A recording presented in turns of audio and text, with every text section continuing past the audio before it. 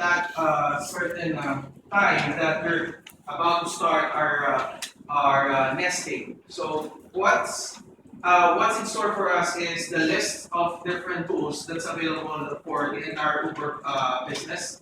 But unfortunately, like what we shared or like what I told you before, it's not something that would be used for the entire Uber Eats line of business. So there are some stuff there that will be essential to what we will be doing, but to properly make sure that we learn those things, okay, so we start on the first tool that we need to make sure we know.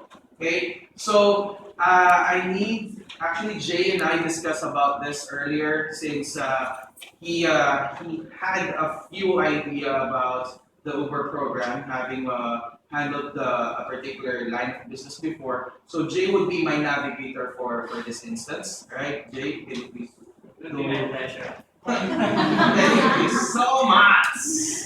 Right? So, guys, okay, so while Jay is setting up, okay, question, right? If, for example, we don't have Google right now, we don't have internet connection, totally don't have the technology with us.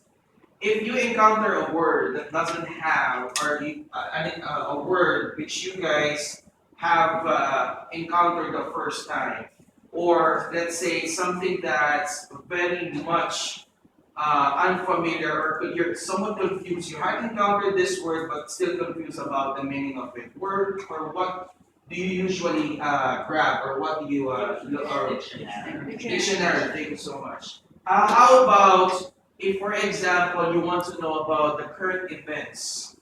Newspaper. Right. How about if you got heartbroken?